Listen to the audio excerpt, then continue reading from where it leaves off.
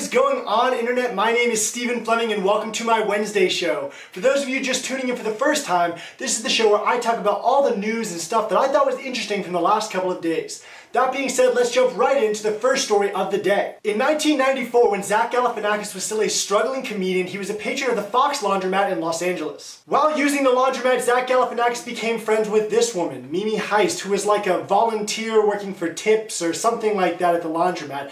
The point is that Mimi is now 87 years old, and Zach found out recently that she was homeless. Looking back on his time as a struggling comedian, Zach decided he had to help Mimi out and ended up paying for her apartment so she had a place to live. Renee Zellweger, also hearing this story, chipped in furniture for her apartment and also currently pays her grocery bills. Zach even took Mimi to one of the recent releases of The Hangover as his date, just to put a smile on her face. Anyway, Zach Galifianakis is clearly an awesome guy, and on to our next story of the day. Humboldt State University created something that they are calling the Hate Map. It looks like this, and it's basically an interactive map that allows you to look at different parts of the United States and check where they're tweeting racist stuff the most. It uses Twitter data from 2012 to 2013, allows you to select different homophobic, racist, and prejudiced terms to see how often they're being tweeted in your area.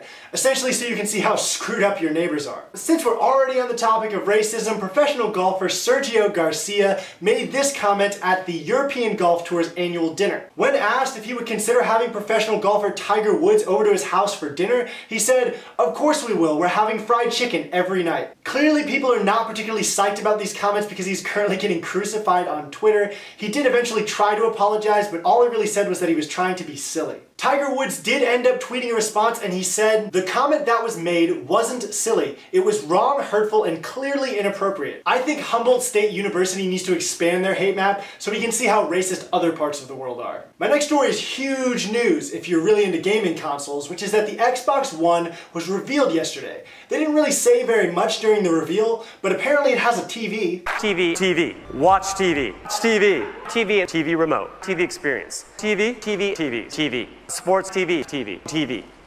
Anybody? TV, TV. Xbox, go home.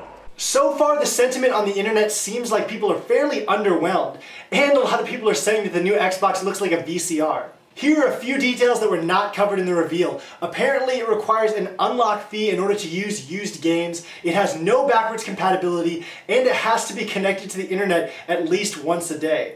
There's no explanation for exactly what happens if you don't connect your Xbox to the internet once a day, but we'll find out eventually, I guess. Anyway, that brings me to my question of the day. It doesn't seem like people are very excited about the new Xbox, so I wanted to ask you guys, when's the last time that you got really excited after the reveal of a product? What's the last product that you really wanted to buy after the first time that you got to see it? Leave your answers and comments in the comment section down below. In addition to the new Xbox release, the new Call of Duty was also announced. And the major difference that I can see in this one is that now you get a dog. A bunch of internet parodies have popped up in response to the announcement. Overall, I'm just really hoping that the dog doesn't die in the video game. My last story of the day is another positive story coming out about the Oklahoma City tornado. 24 customers of the Tinker Federal Credit Union were saved by stepping into the bank's bank vault. The aftermath photos of the vault that saved these 24 people's lives is absolutely incredible. The 200-mile-per-hour winds of the tornado destroyed